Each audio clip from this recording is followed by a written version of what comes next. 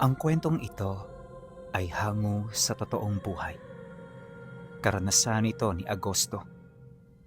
Taong 1966, Bansud, Oriental Mindoro.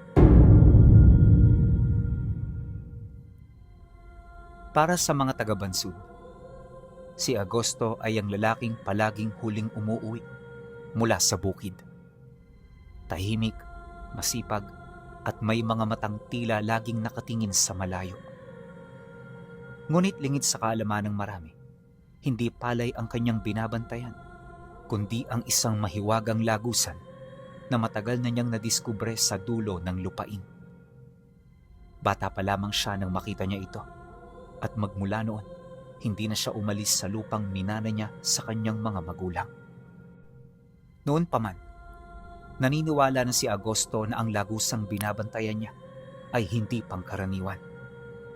Saan man ito nakaugnay, walang nakakaalam. At anuman ang laman nito, nananatili itong misteryo para sa kanya. Ayon pa sa kanya, na ang pintuang yon ay isang simpleng pinto na may hahalin tulad sa pintuan ng isang ordinaryong bahay. Gawa ito sa kahoy, may hawakan, at may mga disenyo na may hahalin tulad sa itsura ng serpenteng may 3 ulo. Nakadikit ito sa bato at hindi ito nakikita ng marami. Kahit nung nabubuhay pa ang kanyang pamilya, walang nakakita sa pintuang yon kahit harap-harapan niya na itong itinuro sa kanila. Dahil dito, kung kaya't nakumpirma niya na siya lang ang nakakakita rito. At magmula noon, ang lihim tungkol sa mahiwagang pinto ay tuluyan niya nang itinago sa kanyang sarili. Pagsapit ng taong ito, may edad na si Agosto. 7 na ang kanyang anak, kaya kailangan na niyang kumayod sa araw-araw. Marami siyang ginagawa para mapunan ang hapagkainan nila, kaya madalas hindi siya nakakabisita sa lagusang nakita niyang nakadikit sa isang malaking bato sa dulo ng kanilang lupa. Nga pala pinuno, yung lagusang yon, tinawag ni Agosto na pintuan. Korte kasing pinto. Wala naman siyang problema kung hindi niya ito nabibisita, lalo pat ang pintuang yon ay hindi kayang alisin ng kahit na sino. Wala ring nakakaalam patungkol dito, kaya panatag ang kanyang loob. Subalit pagkaraan ng ilang taon, pagtungtong ng 3 taong hindi niya ito nakikita ng personal, may isang nilalang ang nagparamdam sa katauhan ng isang matandang lalaki. At nakilala niya ang nilalang na yon noong naganap ang panahon ng kapasan sa kanyang lupa. Ang pangalan ng matanda ay Mantoy. Dumayo ito sa kanya hindi para makisaka, bagkus ay para ipaalala sa kanya ang tungkol sa pintuang hindi niya na nabibisita. Hapon ng Biyernes nang magkausap silang dalawa, at nang mabanggit ito ng matanda, hindi niya maipagkakailang kinilabutan siya. Teka lang, paano mo nalaman ang tungkol sa pintuang yon, tanda? Nakikita mo rin ba ito? Nang marinig ito ni Tandang Mantoy, hindi ito nagsalita. Sa halip tumawa lang ito habang sumasagot sa kanya ng, Malalaman mo rin yan sa tamang panahon. Pero sa ngayon, gusto ko lang ipaalala sa iyo na kailangan ka ng pintuang yon. Hindi ka nun tagapagbantay, pero kaparte ka na nito. Kaya para hindi yun magalit sa iyo, bisitahin mo rin siya paminsan-minsan. Pagkasambit nito ng matanda, kagad na itong nagpaalam sa kanya. At magmula noon, natapos na lamang ang gapasan, hindi niya na ito nakita pang bumalik. Ilang araw pagkatapos ng pag-aani, nagdesisyon siya na bumisita sa lupa na matagal na niyang hindi napuntahan. At dahil sa araw yon ng pahinga, kung kaya't hindi na tumutol ang kanyang asawa. Nang makuha niya ang permiso mula rito, walang pag-aatubili siyang umalis. At pagkaraan lamang ng halos 1.5 oras na paglalakad, narating niya ang kakahuyan sa dulo ng palayan. Mayayabong na roon ang damo, at sa estado nito, parang hindi na ito napapasok ng mga tao. Inaasahan naman yun ni Agosto, lalo pat maraming mga kobra at makakamandag na ahas na umaaligid sa lugar. Sa katunayan, marami nang nabiktima ang mga ahas doon, kaya pinangingilagan talaga ito ng mga tao. Kaya naman ang mapagtanto niyang malapit na siya, naglakad siya ng may pag-iingat. Bawat lupang tinatapakan niya ay sinusuri niya ng maigi, nang sa gayoy hindi siya mapahamak. Ilang minuto pa ang lumipas, pagpasok niya sa bukana ng kakahuyan, kung saan ang mga puno ay dikit-dikit, nakita niya ang malaking patag na bato na pinalilibutan na ng maraming baging. At mula sa mga baging na yon, nagkalat ang samut-saring makukulay na mga sawa. Hindi makamandag ang mga ito, kaya kaswal niya itong hinawi paglapit niya. Nilinisan niya ang paligid hanggang sa may marinig siyang tinig hindi kalayuan. Boses ito ng matanda, at kung hindi siya nagkakamali, yung boses na yon parang minsan na niyang nakausap. Kaya naman dala ng kuryosidad, kagad niya itong hinanap, at dito nakita niya si Mantoy na nakaupo sa likurang bahagi ng bato. Oh, Agosto! Masaya akong muling makita ka rito. Kumusta ka na? Buti naman at dininig mo ang aking pakiusap. Dala ng kuryosidad at pagtataka, hindi niya nasagot ang sinabi ng matanda sa kanya. At ang tanging na itanong niya rito, Sino ka bang talaga? nang marinig ito ng matanda, kagad itong tumayo habang bakas sa mukha ang kagalakan ng kanilang pagkikita. Ako ang nilalang na gumagabay sa iyo. At dahil sa akin, kaya mo nakikita ang pintuang ito. Ang pintuang ito, Agosto, ay mahalaga dahil isa ito sa mga lagusan patungo sa mga banal na lugar. Mga tahanan ng mga bathala at diwatang hindi naaabot ni numan. May panganib na paparating sa buhay mo. Matinding dagok ang mararanasan mo. Kaya ngayon palang ihanda mo na ang iyong sarili. Marami ang dadaya sa puso mo, Agosto. Mag-iingat ka sa mga taong pinagkakatiwalaan mo. Dahil karamihan sa kanila, gustong makuha ang susi ng pintong ito. Marami ang naghahangad sa walang hanggang kapangyarihan at gagawin nila ang lahat para ito ay makuha lamang. Pagkasambit ng matanda sa mga katagang yan, kaagad itong lumapit at mula sa bewang nito, kung saan natatakpa ng makapal na damit, inilabas nito ang isang lumang punyal. Nakalagay ito sa lalagyan ng kahoy na may mga marka at tansong dumidikit dito. Paghugot niya ng punyal, nakita niya ang talim nito na puro nakalawang. Bitak-bitak na rin ang mga bakal na parabang ilang dekada na itong hindi nalilinisan. Ngunit ang nakakapagtaka lang, napakalinis pa rin ito kung titingnan. Wala itong bahid ng anumang pagkasira o mga dumi buhat sa tagal ng pagkakatabi. At base sa kanyang mga nakikita, parang wala yung bigat. Ngunit paghawak niya, bigla niya itong nabitawan. Hindi dahil sa sinadya niya, bagkus ay dahil sa bigat nito na hindi niya kayang pangibabawan. Ayon kay Agosto, na nung hinawakan niya ang punyal, pakiramdam niya sako-sakong palay ang isinabit sa kanyang kamay. Nagdulot ito ng pagkabali ng kanyang mga daliri at bahagyang pagkaparalisa ng kanyang braso. Nang mapansin naman ng matanda ang nangyari, kagad nitong hinaplos ang kanyang braso habang nagwiwika sa kanya ng, Karga ng punyal na yan ng 10,000 karunungan ng pakikipagkumbate. Yan ang kailangan mo. Pero kung hindi ka pa handa, walang tsansa na matangan mo yan. Kaya nga sinasabi ko sa iyo, bumisita ka rito. Hindi dahil sa nangangailangan ng tao ang pinto, kundi dahil nangangailangan ka ng pagsasanay at karanasan. Sa araw na ito, Agosto, magsisimula ang lihim mong pagsasanay. Ito ang iyong magiging paghahanda para sa pagdating ng iyong mga hindi inaasahang bisita. Nang marinig niya ang sinabi nito, kaagad niya itong sinunod. Inakala niya kasi na araw lang ang pagitan sa pagdating ng mga nilalang. Ngunit ang hindi niya alam, iba ang takbo ng oras ni Mantoy kumpara sa mundo ng mga tao. Kaya sa paglipas ng mga araw, ang mga araw ay naging linggo at buwan. Labis-labis ang kanyang pagtataka nang mapansin niyang hindi pa rin dumarating ang kanyang mga kalaban. Ayon sa kanya, na sa sobrang tindi ng pagsasanay, halos pakiramdam niya mauuna pa siyang mamatay kesa sa pagdating ng mga ito.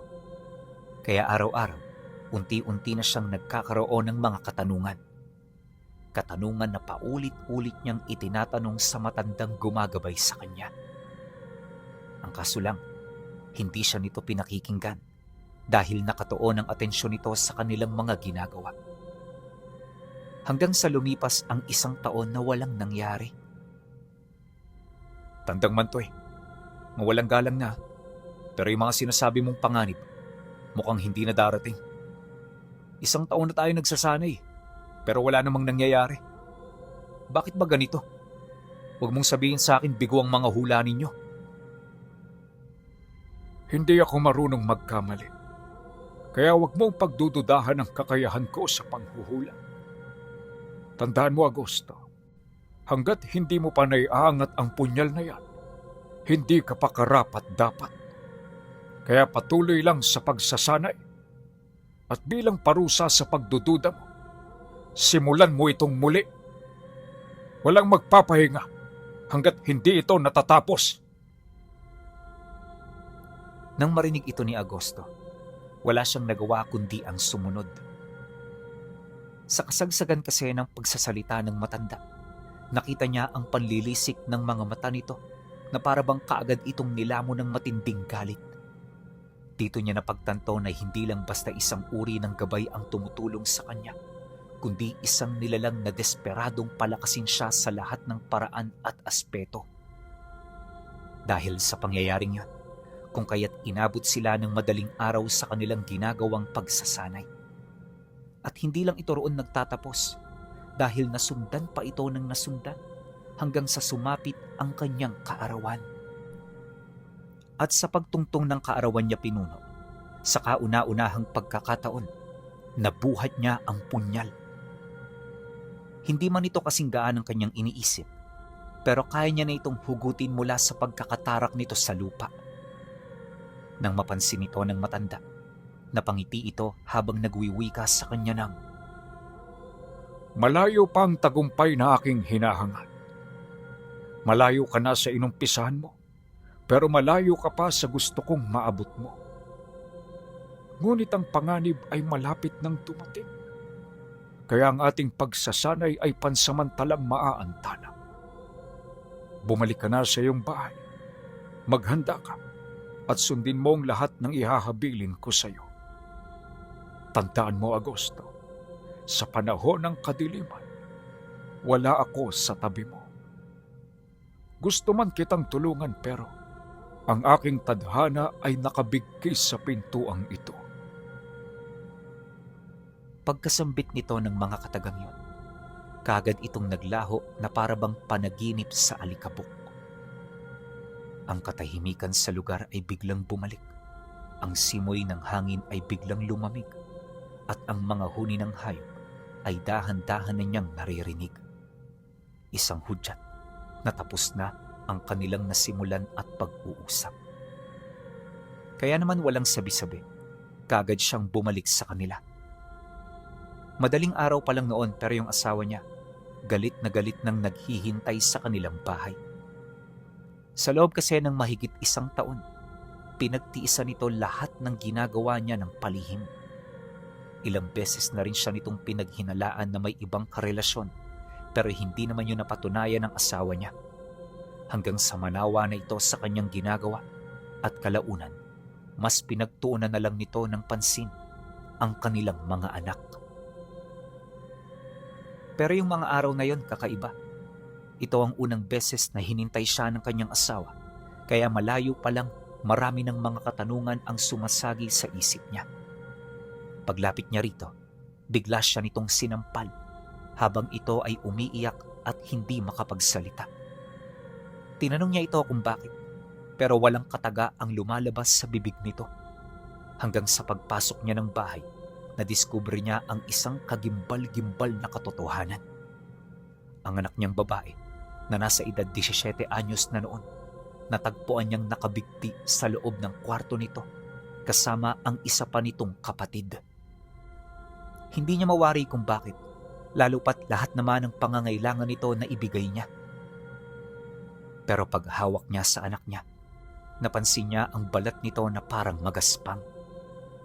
Para itong balat ng kahoy na tuyong-tuyo, at yung buhok nito kakaiba ang amoy, parang langis na hinaluan ng dugo. Nung mapansin niya ang ganoong esensya, pagkagulat at galit ang bumalot sa puso niya. Alam niya na hindi insidente ang nangyari at posibleng kagagawa nito ng mga nilalang na matagal nang inilahad sa kanya ng gabay niya. Ang hindi lang niya maintindihan, bakit napasok nito ang kanilang tahanan sa kabila ng dami ng mga pangontrang nakapalibot sa lugar. Kaya naman kahit gulong-gulo, tinanong niya ang kanyang asawa ukol dito.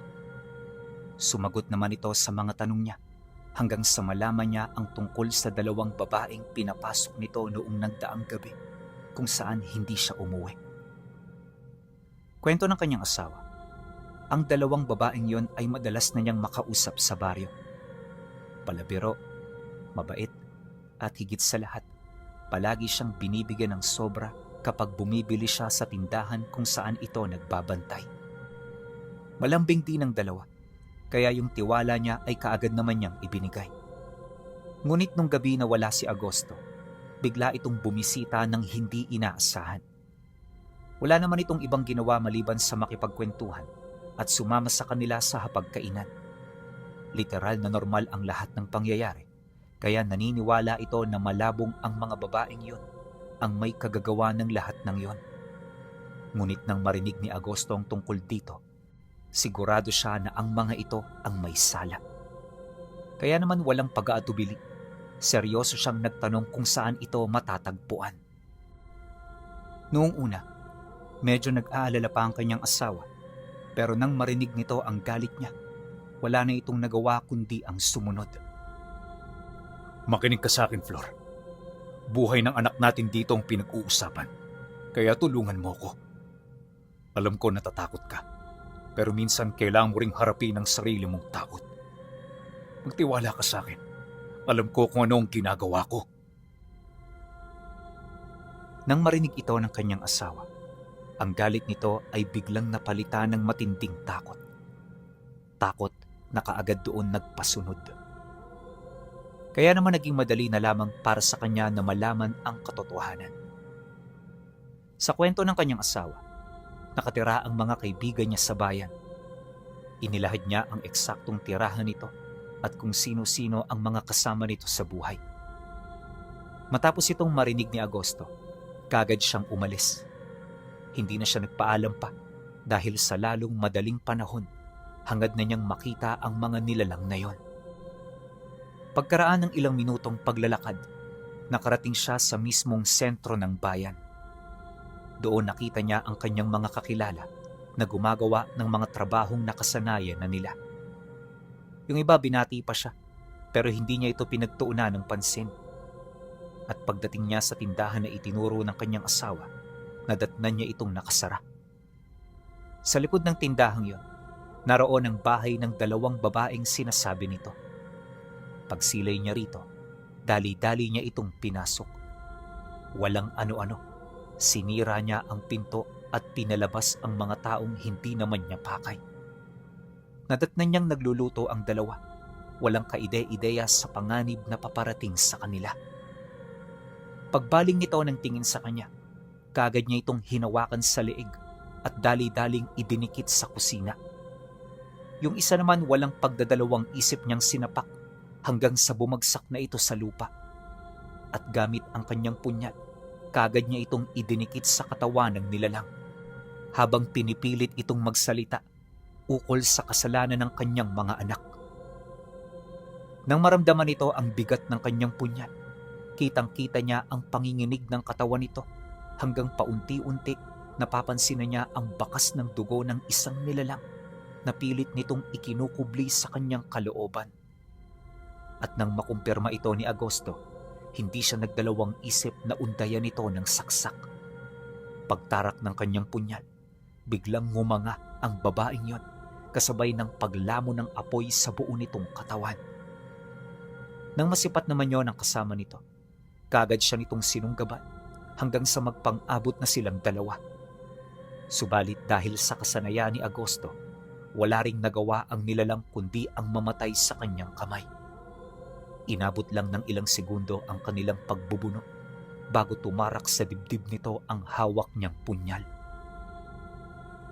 Matapos nun, isang malakas na sigaw ang pinakawalan nito bago yun tuluyang maglaho. Pagtahimik ng paligid, kaagad namang pumasok ang mga tao para makiusyoso. Nadatnan siya nitong nakatayo, tulalang-tulala, habang pinagmamasdan ang mga tumpok ng abo na nasa harapan niya. Maya-maya pa, biglang lumapit sa kanya ang isang lalaking kakilala niya. Dahan-dahan itong ipinatago sa kanya ang hawak niyang punyal habang alalang-alalang tinatanong siya. Agosto, sabi inatake mo raw sila Mona at Ara? Ano ba ang kasalanan ng mga iyon? At bakit wala sila rito? Saan sila pumunta? Nang marinig niya ang sinabi nito, kaswal naman niya itong tinitigan habang mahinahong sumasagot dito ng, Aba, hindi ko alam. Hanapin niyo na lang. Baka makita niyo pa ulit sila. Pero nakasisiguro ako sa inyo na hindi na sila babalik dito. Alam mo kung bakit? Dahil binura ko na sila sa mundo. Pagkasambit niya ng mga katagang yan, kaagad siyang umalis. Paglabas niya ng bahay, walang kahit isang tao ang nakapigil sa kanya. Lahat tahimik na nakatingin, maiging pinagmamasdan ng bawat kilos niya. Maya-maya pa, nang makalayo na siya sa lugar na yon, mabilis siyang naglakad papauwi. Kalaunan, pagbalik niya sa bahay nila, nadatnan niya ang kanyang asawa na umiiyak sa harapan ng mga bangkay ng kanyang anak. Doon, bumalik ang lahat ng kalungkutan na kanyang naramdaman. At kahit nagdadalamhati, ginawa niya ang kabaong ng dalawa. Sa bawat hataw ng martilyo, pagtulo ng kanyang luha ang sumasabay dito. Hindi nakitang humahagulgol sa pag-iyak si Agosto, ngunit ang kanyang puso ay tunay na mas nasasaktan sa mga nangyari. Hindi niya matanggap ang kinahantungan ng kanyang mga anak, kaya may mga pagkakataong hindi niya maiwasang sisihin ang kanyang sarili. Gayunpaman, sa halip na malubog sa matinding kalungkutan, sinikap niyang magpakatatag.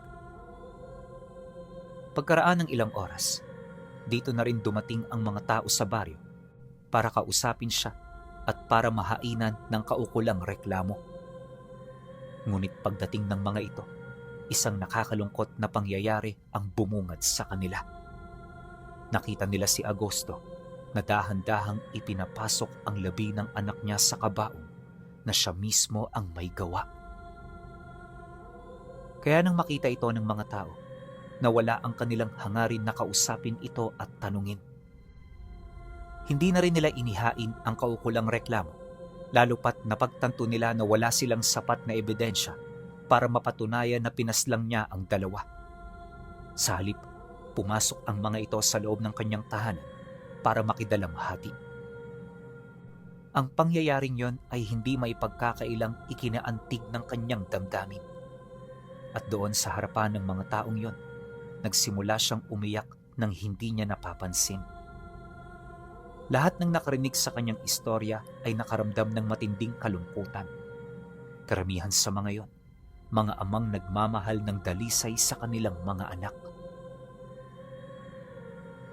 Pagkatapos niyang ikwento ang lahat, dito niya inilahad ang totoong dahilan kung bakit niya pinasok ang dalawa. Hindi niya itinago ang katotohanan nang sa gayoy malaman ng lahat ang kanyang dahilan. Nang marinig ng mga ito ang kanyang rason, may mga naniwala at meron din namang mga hindi. Di naman niya pinilit ang mga ito, dahil ang bawat isa alam niyang may karapatang mamili ng mga pinaniniwalaan nila. Nang mailahad na niya ang lahat, tsaka nagkaisa ang mga pumunta na tumulong sa lahat ng kailangan nila. Yung iba nagkusang bumili ng kape, habang yung iba naman nagdala ng mga upuan at mga kagamitan sa lamay. Pagsilay niya sa akto ng kanyang mga kababaryo, hindi maipagkakaila ang matinding pasasalamat na kanyang nararamdaman. Ngunit, pagsapit ng gabi ng araw na yon, may napansin siyang hindi kaaya-aya. Sa gitna ng lamay, kung saan ang mga tao ay naghihinagpis, may nakita siyang dalawang matandang lalaki na biglang pumasok sa loob ng bakuran niya. Hindi niya kilala ang mga ito, at ang mas nakakaalarma, nagtatangan ito ng mabigat na aura. Kaya hindi pa man ito nakakalapit sa pintuan ng bahay, naglakas loob siyang ito ay harangan. Pagsilay ng mga ito, kaagad itong umatras at tumakbo papalayo. Mabilis nitong tinahak ang daan hanggang sa makarating ito sa kakahuyan kung saan dali-dali ito roong lumundag. At sa isang kisap mata, naglaho ang mga ito sa paningin niya. Sinubukan pa itong sundan ni Agosto para hanapin, pero hindi niya na yon nakita. Inakala niya na nabahala at natakot ang mga ito sa kanya, pero isa yung malaking pagkakamali. Dahil lingid sa kanyang kaalaman, hindi ito natakot sa kanya. At ang ginawa nitong pagtakbo ay nangangahulugang nagawa na nila ang plano nila. Pagkaraan ng 3 araw, ang marka ng dalawang matanda ay nanatili sa kanyang bakuran. Hindi niya ito napansin nung una hanggang sa sumapit ang ika-4 na gabi. At sa kasagsagan ng pagdarasal para sa mga namatay, bigla na lamang silang nakarinig ng malalakas na sigaw sa labas. Pagtungaw niya rito, nakita niya ang ilang mga manunugal na nagwawala. Yun bang parang wala na ito sa kanilang katinuan? Kaagad naman niya itong inawat, ngunit paghawak niya sa isa, bigla na lamang siya nitong sinakmal sa balikat niya. At dala ng pagkabigla, nasaksak niya ito gamit ang kanyang punyal. Nung makita naman ito ng isa pang nagwawala, mas lalo itong nagalit. Walang habas siya nitong sinugod hanggang sa mapaslang na rin niya ito. Pagbagsak ng nilalang sa lupa, kaagad itong naghingalo hanggang sa nawala na ito ng buhay. At dahil sa pangyayari, lahat ng taong nakakita sa kanya ay nagduda. Kaagad siya nitong itinuring na mamamatay tao na hindi man lang inaalam ang panig niya. Sinubukan niyang magpaliwanag pero sa bandang huli wala na rin itong nagawa. Dahil ang mga taong minsang tumulong sa kanya ay tuluyan ng natakot at nabahala. At sa isang iglap, nawala ang lahat ng nakikiramay. Tanging ang pamilya na lang niya ang natira, na kung saan pilit pa ring inuunawa ang kanilang mga nakita. Flor, hindi ako mamamatay tao. Ang dalawang yan, biktima ng inilibing dito ng dalawang matandang hinabol ko. May malalim na dahilan kung bakit sila nagkaganyan. At naniniwala ako, plano ito ng mga nilalang. Ang sirain ako at ilayo ako sa ating pamilya. Kilala mo ako ng lubusan, Flor. Kaya pakiusap, magtiwala ka. Pinatunayan ko na sa iyo ang sarili ko. Wala ka nang dapat na ipagduda pa. Nang marinig ito ng kanyang asawa, hindi ito umimik. Pero bakas sa mukha nito na nauunawaan nito ang mga bagay na sinasabi niya. Ilang minuto pa ang lumipas, isang mahigpit na yakap ang kanyang natanggap. Naniniwala ako sa iyo, Agosto. Huwag kang mag-alala. Nang marinig niya ito, kagad niya ito na inabisuhan na ilibing ang dalawa nilang anak. Noon ding mismong gabi, aalis sila sa lugar na yon. Hindi na sila roon mananatili dahil hindi na sila ligtas sa mga nilalang at sa kanilang mga kababaryo.